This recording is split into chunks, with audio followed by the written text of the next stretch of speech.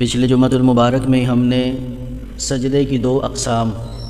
سجدہ تلاوت اور سجدہ شکر پر گفتگو کی تھی۔ آج ہم سجدہ سہو کے بارے میں گفتگو کریں گے۔ نماز کی ایک تو بہت زیادہ اہمیت ہے، تو نمازی جب نماز پڑھنے کے لیے عزم کرتا ہے، ارادہ کرتا ہے، شیطان پہلی چیز تو یہ ہے کہ شیطان جو ہے انسان کو نماز نہیں پڑھنے دیتا، روکتا ہے۔ اگر بندہ نماز پڑھنے آ ہی جائے تو اسے وسوسوں میں مبتلا کر دیتا ہے، اسے شک میں مبتلا کر دیتا ہے۔ اور کیوں نہ کرے کہ وہ حضرت مولا علی رضی اللہ تعالی عنہ، آپ سے کسی نے پوچھا تھا حضور مومن جب سے ایمان قبول کیا ہے وسوسے بڑے آتے ہیں، تو آپ نے فرمایا مجھے بتاؤ ڈاکو جو ہوتا ہے، چور جو ہوتا ہے، وہ خزانے والے گھر میں جاتا ہے یا خالی گھر میں جاتا ہے؟ کہا حضور جو خزانے والا گھر ہو چور ادھر ہی جاتا ہے۔ آپ نے فرمایا مومن کے دل میں ایمان کا خزانہ ہوتا ہے، چور بھی ادھر ہی جاتا ہے،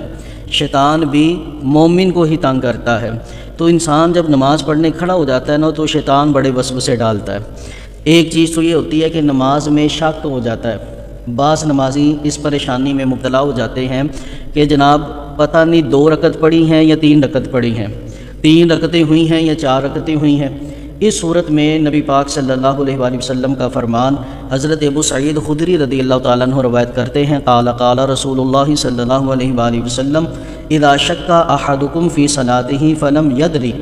فرمایا کہ جب تمہیں نماز میں کوئی شک ہو جائے اور تمہیں معلوم بھی نہ ہو کہ میں نے کتنی رکعت پڑھی ہیں، کم صلی ثلاثا او اربعا، 3 رکعت پڑھی ہیں یا 4 رکعت پڑھی ہیں، تم شک میں مبتلا ہو گئے ہو، تو فرمایا کہ فَلْيَطْرَحِ الشَّكَّ، تو شک کے پیچھے نہیں جانا چاہیے، شک کو چھوڑ دینا چاہیے۔ یعنی اگر تو زندگی میں پہلی دفعہ ایسا ہوا کہ نماز پڑھ رہے ہیں تو شک ہو گیا کہ 3 رکعت ہوئی یا 4 رکعت ہوئی، تو پھر تو نمازی کو چاہیے نماز توڑ کے دوبارہ شروع کرے، کسی وجہ سے یہ شک مبتلا ہوا ہے۔ لیکن اگر روٹین میں ایسا ہوتا ہے کہ ہر دوسرے دن انسان کو یہ شک ہو جاتا ہے کہ پتہ نہیں 2 رکعت ہوئی کہ 3 رکعت ہوئی، تو ایسے موقع پر جو ظن غالب ہے، جو انسان کا دل کہتا ہے اس کے مطابق اپنی نماز کو پورا کر لے۔ اگر دل کہتا ہے 3 رکعت پڑھی ہے تو پھر وہ 3 ہی ہے، چوتھی ساتھ ملا لے۔ اگر دل کہتا ہے 2 رکعت پڑھی ہے تو پھر 2 ہی پڑھی ہیں، باقیہ 2 ساتھ ملا لے، کہ شک کے موقع پر جو ظن غالب ہوتا ہے اس کے مطابق عمل کیا جائے گا، شک کے پیچھے نہیں جایا جائے گا۔ اب یہ جو سوچنا ہے، اگر کسی بندے کو نماز میں شک ہوا، پتہ نہیں 2 رکعت ہوئی کہ 3 رکعت ہوئی، اب وہ جناب والا خاموش کھڑا ہو کے سوچنے لگ گیا اور اتنی دیر تک اس نے وقفہ کیا کہ 3 دفعہ سبحان اللہ کہنے کی مقدار وقت گزر گیا۔ اتنی دیر وہ وقفے میں جا کر وہ خاموشی سے سوچتا رہا کہ پتہ نہیں اتنی پڑھی ہیں یا اتنی پڑھی ہیں، تو اس کے بعد اس کے دل نے جو کہا اس کے مطابق اس نے نماز تو پوری کر لی، لیکن اس وقفے کی وجہ سے اس پہ سجدہ سہو واجب ہو جائے گا۔ یہ جو اس نے وقفہ کیا ہے 3 دفعہ سبحان اللہ کہنے کی مقدار، اس کے مطابق اس کے اوپر سجدہ سہو واجب ہو جائے گا۔ اب بہت سارے لوگ یہ بھی مسئلہ پیش کرتے ہیں کہ جناب ہم نماز پڑھتے ہیں، ہمیں شک ہو جاتا ہے، لیکن کسی ایک تعداد کی طرف ہمارا دل مائل نہیں ہوتا، کبھی کہتا ہے جی 3 پڑھی ہیں، کبھی کہتا ہے جی 4 پڑھی ہیں۔ پھر کیا کرنا چاہیے ایسے موقع پر جس بندے کو شک ہو جائے اور اس کا ظن غالب کسی تعداد پہ نہیں ہو رہا، دل ٹھہر نہیں رہا کسی چیز پر، تو ایسے بندے کو چاہیے جو کم تعداد ہے اس کے مطابق عمل کرے۔ اگر تو اس کا دل کہتا ہے جی 3 پڑھی ہیں، کبھی کہتا ہے 4 پڑھی ہیں، تو 3 کے مطابق نماز پوری کرے اور آخر میں سجدہ سہو کر لے۔ سجدہ سہو کرنے سے کیا ہوگا کہ اس کو اطمینان ہو جائے گا کہ میری جو غلطی ہے اللہ معاف فرما دے گا، کیونکہ میں نے سجدہ کر لیا ہے۔ عبادتوں میں اصل چیز یقین ہوتا ہے، عبادتوں میں اصل چیز اطمینان ہوتا ہے۔ اگر اطمینان نہیں، انسان شک میں پڑا رہے تو عبادت کی لذت نہیں ملتی۔ اس لیے فقہا کہتے ہیں کہ پھر بعد میں سجدہ سہو کر لے تاکہ نمازی کو اطمینان ہو جائے کہ اگر غلطی ہوئی ہے تو اللہ معاف فرما دے گا۔ اسی طرح اگر نماز کے اندر فرض کی پہلی اور دوسری رکعت، وتر کی 3 رکعتیں، نوافل کی 4 رکعتیں، دونوں رکعتیں، یعنی نفل 4 پڑھیں یا 2 پڑھیں، سنت 4 رکعتیں، یعنی فرض کی 3 اور 4 رکعت کے علاوہ تمام نمازوں میں فاتحہ شریف پڑھنا واجب ہے۔ اگر ایک آیت بھی فاتحہ کی چھوڑ دی گئی تو ایسے بندے پہ سجدہ سہو واجب ہے۔ فرض کی تیسری یا چوتھی رکعت میں فاتحہ چھوڑ دی تو اس پہ سجدہ سہو نہیں ہوتا۔ فرضوں کی پہلی یا دوسری، سنت کی ساری، نوافل کی بھی ساری، وتر کی بھی ساری رکعتیں، ان میں فاتحہ کیا ایک آیت بھی چھوڑ دی گئی تو ایسے بندے پہ سجدہ سہو واجب ہے۔ اب اسی طرح فرض کی تیسری اور چوتھی رکعت کے علاوہ تیسری اور چوتھی رکعت میں فاتحہ کے بعد سورت نہیں پڑھی جاتی۔ فرضوں کے اندر تیسری اور چوتھی رکعت میں فاتحہ کے بعد سورت نہیں پڑھی جاتی۔ اس کے علاوہ جتنی بھی رکعتیں ہیں، وہ سنت موقدہ ہوں یا غیر موقدہ ہوں، وہ وتر ہوں یا فرضوں کی پہلی دوسری رکعت ہو یا نفل کی کوئی بھی رکعت ہو، ان تمام رکعتوں کے اندر سورہ فاتحہ کے بعد سورت ملانا واجب ہوتا ہے۔ کتنی سورت ملانا؟ کم از کم ایک بڑی آیت جو 3 چھوٹی آیتوں کے برابر ہو، یا کم از کم 3 چھوٹی آیتیں تلاوت کرنا یہ واجب ہے۔ اگر کسی بندے نے سورہ فاتحہ کے بعد ان رکعتوں کے اندر ایک چھوٹی آیت پڑھی، 3 پوری نہ کی، ایسے بندے کے اوپر بھی سجدہ سہو کرنا واجب ہوتا ہے۔ مثال کے طور پہ والضحیٰ، یہ ایک پوری آیت ہے، جس نے والضحیٰ پڑھا اور رکوع میں چلا گیا، ایسے بندے کے اوپر سجدہ سہو واجب ہو جاتا ہے۔ ٹھیک ہے، اسی طرح اگر کسی بندے نے ترتیب قائم نہ کی، ترتیب کی مخالفت کر دی، مثال کے طور پہ فاتحہ سے پہلے اس نے قرآن پاک کی تلاوت کر لی، بعد میں اس نے فاتحہ پڑھی،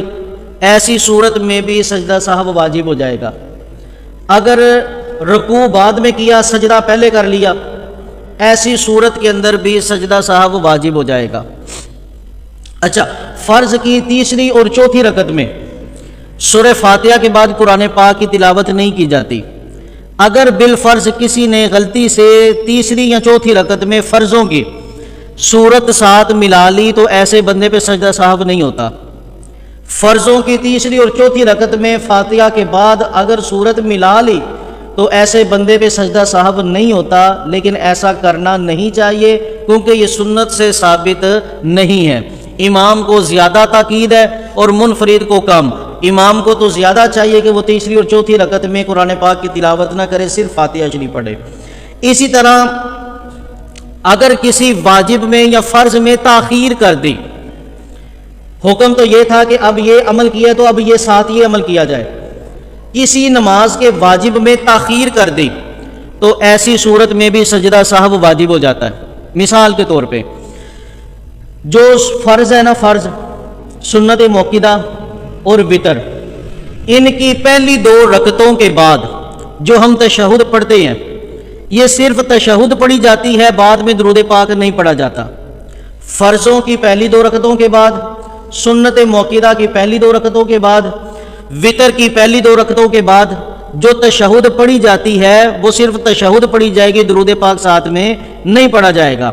اب ان رکعتوں میں اگر بالفرض پہلی 2 رکعتیں پڑھ کر تشہد میں بیٹھا، اب اس نے غلطی سے درود پاک شروع کر دیا اور اللہم صلی علی محمد یہاں تک اس نے پڑھا تھا کہ اس کو یاد آیا کہ میری تو ابھی 2 رکعتیں ہوئی ہیں، میں نے تیسری پڑھنی ہے، وہ تیسری کے لیے کھڑا ہوگا، آخر میں سجدہ سہو کرے گا۔ اس کی وجہ کیا ہے؟ یہ درود پاک پڑھنے کی وجہ سے سجدہ سہو نہیں ہو رہا، بلکہ اس وجہ سے وہ سجدہ سہو کرے گا کہ اس کے اوپر یہ تھا کہ جیسے تشہد مکمل ہو تو تیسری رکعت کے لیے کھڑا ہونا ضروری تھا، اس نے اس فرض میں تاخیر کر دی ہے،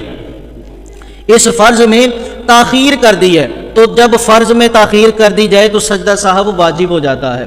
اسی طرح بہت سارے لوگ اہل سنت کے اوپر نا اس مسئلے کی بنیاد پہ کہتے ہیں جی سنی تو ویسے بڑا کہتے ہیں جی درود پاک پڑھنا چاہیے، درود پاک پڑھنا چاہیے، لیکن ان کا یہ مسئلہ عجیب ہی ہے کہ بھئی 2 رکعت کے بعد تشہد میں اگر کسی نے درود پاک پڑھ لیا تو وہ کہتے ہیں جی سجدہ سہو کیا جائے گا۔ اس کا پہلا جواب تو یہ ہے کہ بھائی قرآن پاک کی بھی تو ساری دعوت دیتے ہیں نا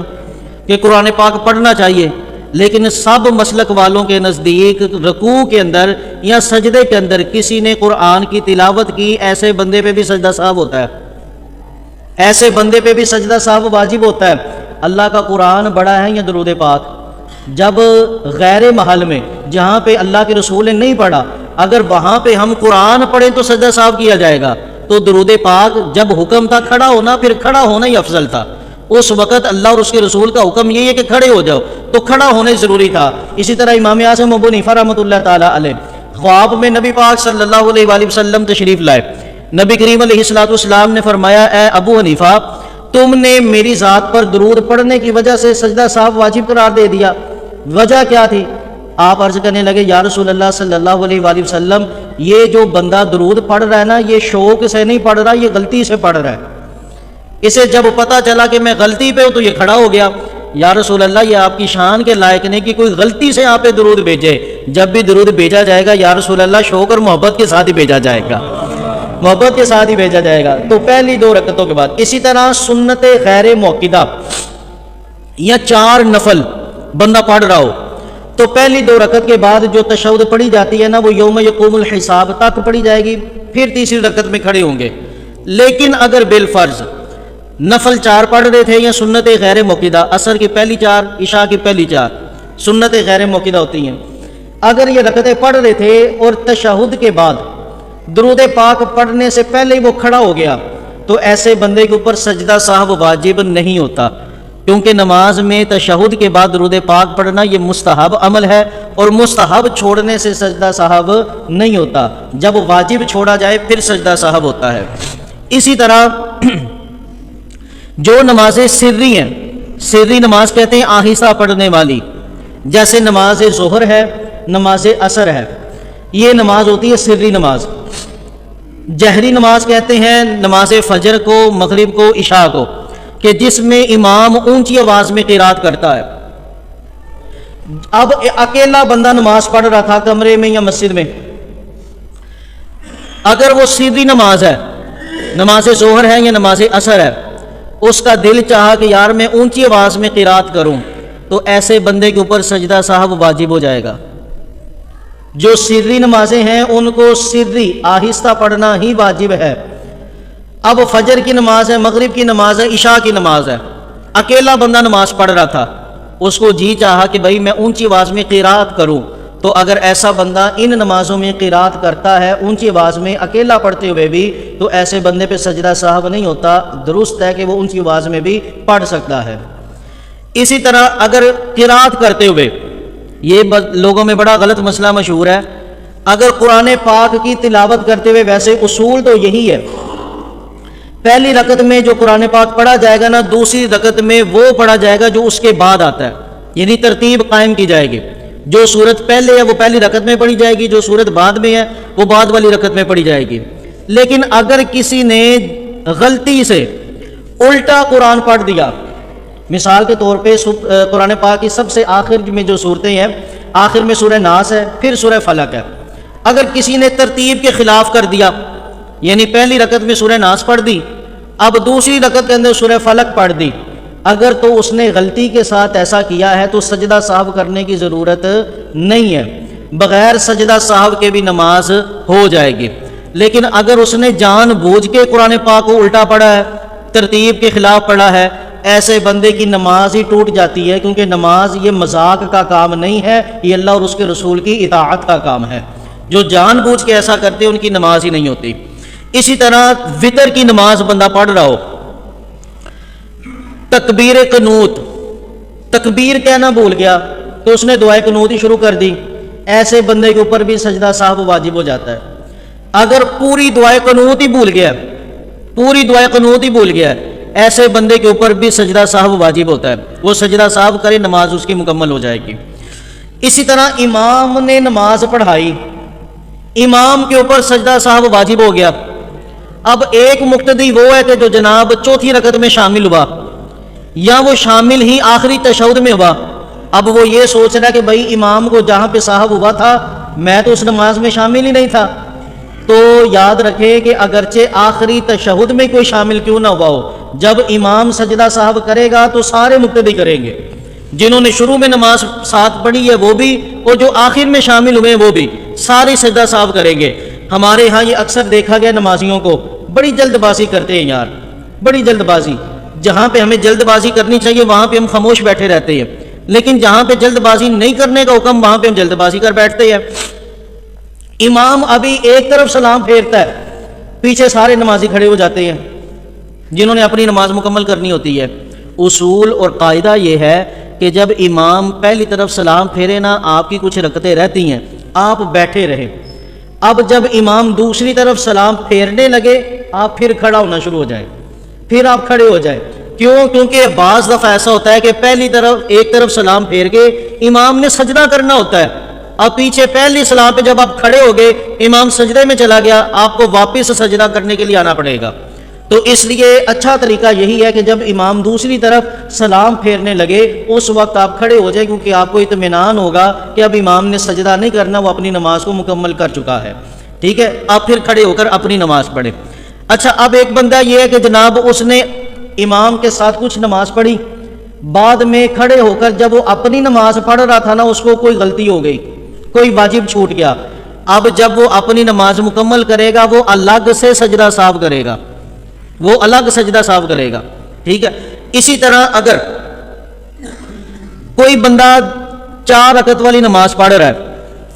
پہلی 2 رکعت کے بعد، یہ یاد رکھیں، بڑی توجہ کے ساتھ ان مسائل کو سمجھیں، 4 رکعت والی نماز میں پہلی 2 رکعت کے بعد جو قاعدہ ہوتا ہے نا، یہ قاعدہ، یہ بیٹھنا، یہ تشہد پڑھنا، یہ واجب ہوتا ہے، ٹھیک ہے؟ 4 رکعت والی نماز کا جو آخری قاعدہ ہوتا ہے اس کو قاعدہ اخیرہ کہتے ہیں، وہ پڑھنا فرض ہوتا ہے، وہ قاعدہ فرض ہے۔ اب پہلی 2 رکعت کے بعد اس نے تشہد میں بیٹھنا تھا،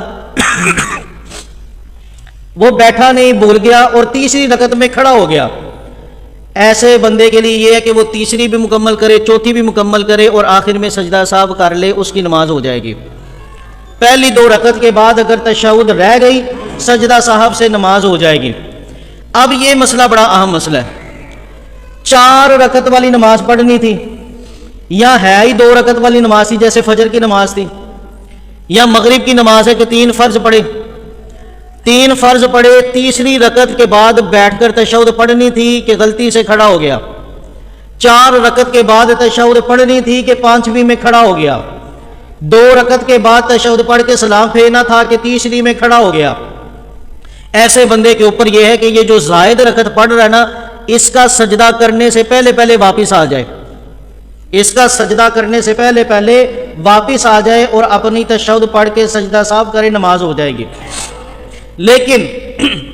اگر کسی بندے نے 5ویں رکعت کا سجدہ کر لیا، یا مغرب کی نماز تھی 4تھی رکعت کا سجدہ کر لیا،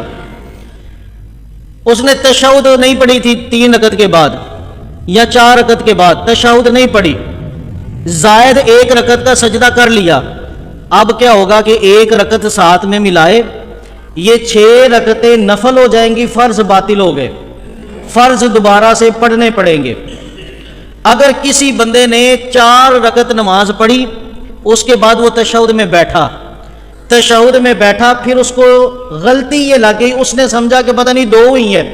اب وہ 5ویں رکعت میں کھڑا ہو گیا، 5ویں رکعت میں کھڑا ہوا، اس نے سجدہ کیا، اس کو یاد آیا کہ میری تو 5ویں رکعت ہے، اب وہ اپنی 1 رکعت اور ساتھ ملائے، 6 رکعتیں پڑھے، یہ 2 نفل ہو گئے، 4 فرض ہو گئے، ٹھیک ہے؟ یہ تھوڑا ڈیفرنس ہے، تھوڑا سا فرق ہے، اس کو سمجھیں۔ اگر فرض نماز جو آپ سب سے آخری جس پہ آپ نے سلام پھیرنا ہے نا، اگر وہ والی تشہد آپ نے نہیں پڑھی اور اضافی 2 رکعتیں پڑھ لی تو یہ سارے نفل ہو جاتے ہیں۔ اگر آپ نے آخری تشہد پڑھی ہے پھر آپ زائد نماز پڑھ رہے ہیں تو پھر یہ زائد نفل ہو جائے گی، پچھلے فرض ہو جائیں گے۔ اگر یہ تشہد نہیں پڑھی پھر فرض باطل ہو جائیں گے، دوبارہ سے فرض پڑھنے پڑیں گے۔ اسی طرح سجدہ صاحب کا طریقہ بخاری شریف کے اندر حدیث پاک ہے، نبی پاک صلی اللہ علیہ وآلہ وسلم حضرت ابو ہریرہ رضی اللہ تعالیٰ عنہ روایت کرتے ہیں کہ نبی پاک صلی اللہ علیہ وآلہ وسلم نے ہمیں 2 رکعت نماز پڑھائی، وہ ظہر کی نماز تھی، عصر کی نماز، 2 رکعت نماز پڑھا کر نبی پاک صلی اللہ علیہ وآلہ وسلم نے سلام پھیر دیا۔ بولو ذرا محبت سے، ہاں، نبی کریم علیہ الصلوۃ والسلام اللہ کا رسول بھولنے سے پاک ہے، اللہ کا رسول بھولنے سے پاک ہے، لیکن بعض جگہ پر اللہ اپنے نبی کو بھلاتا ہے حکمت کے پیش نظر، جیسے قرآن پاک میں آتا ہے نا، ما ننسخ من آیت او ننسها نأتی بخیر منها او مثلها، اللہ فرماتا ہے جب ہم کسی آیت کو منسوخ کرتے ہیں نا تو ہم اپنے نبی کو بلا دیتے ہیں، اپنے نبی کو بلا دیتے ہیں۔ تو یہ کہ اللہ کا نبی خود بھولنے سے پاک ہے، اللہ چاہے تو اپنے نبی کو بلائے، اس پر وہ قادر ہے اور اس میں حکمت ہوتی ہے۔ اب دیکھو نا یار، اگر نبی پاک صلی اللہ علیہ وآلہ وسلم کبھی سجدہ صاحب آپ کو لاحق نہ ہوتا تو ہمیں کون بتاتا کہ نماز میں غلطی ہو جائے تو یہ کرنا ہے؟ جتنی غلطیاں ہم کرتے ہیں، ہم تو بار بار ہی نماز پڑھتے رہتے۔ یہ حضور کی رحمت کا حصہ ہے کہ ہم جتنی بھی غلطیاں نماز میں کر لیں، جتنے بھی واجب چھوڑ دے، ایک سجدہ صاحب کرے اللہ سارے معاف کر دیتا ہے۔ یہ حضور کی رحمت کا حصہ ہے، یاران محبت نبی پاک صلی اللہ علیہ وسلم۔ اور ہاں، اگر حضور کو سجدہ صاحب نہ ہویا ہوتا تو آج امت امام کو نہ چھوڑتی۔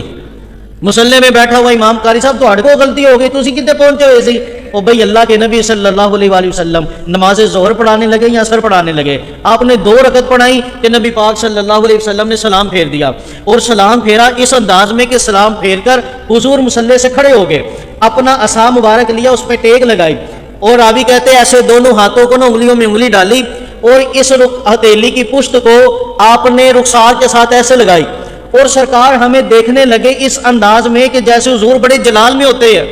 آقا کریم علیہ السلام ہمیں دیکھ رہے کہ اب صحابہ آپس میں باتیں کرنے لگے، اور اب یہاں پہ روایت جو بخاری شریف کے اندر الفاظ آئے ہیں وہ بھی ضرور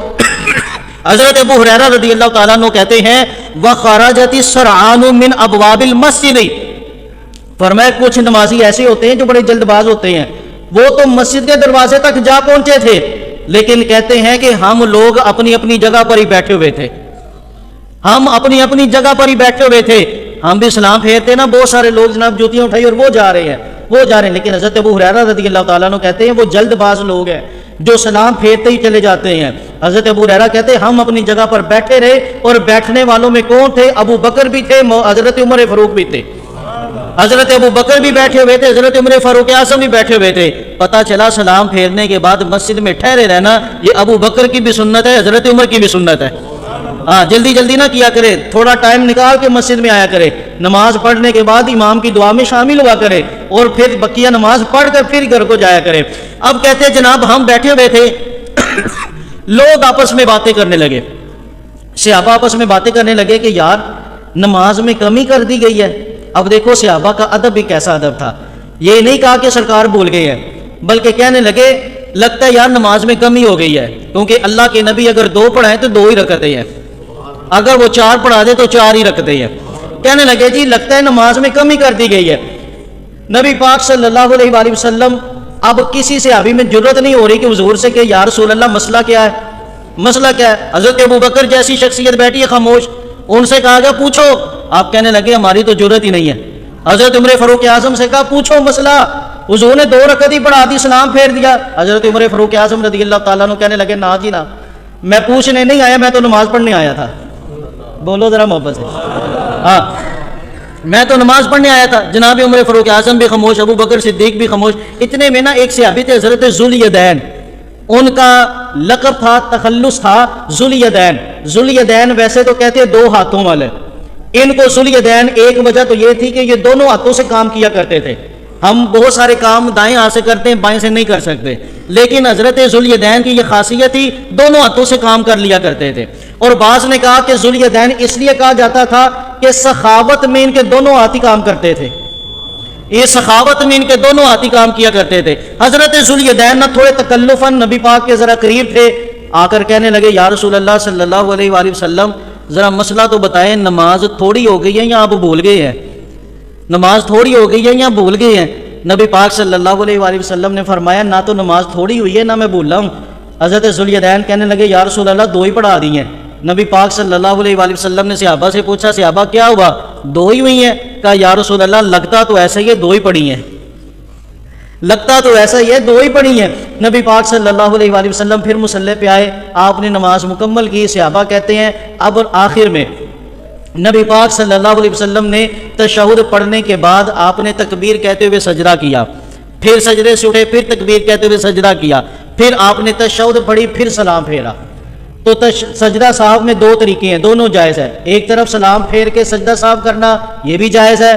دونوں طرف سلام پھیرنے سے پہلے سجدہ صاحب کر کے پھر سلام پھیرنا یہ بھی جائز ہے۔ سجدہ صاحب سے پہلے جو تشہد پڑھی جاتی ہے وہ صرف تشہد پڑھ کے درود پاک پڑھنے سے پہلے ہی ایک طرف سلام پھیر کے پھر سجدے کر کے پھر تشہد پڑھنا اور پھر درود پاک پڑھنا، یہ طریقہ بھی جائز ہے۔ اور یہ طریقہ بھی جائز ہے کہ پہلے تشہد یوم یقوم الحساب تک پڑھی جائے، پھر 2 سجدے کیے جائے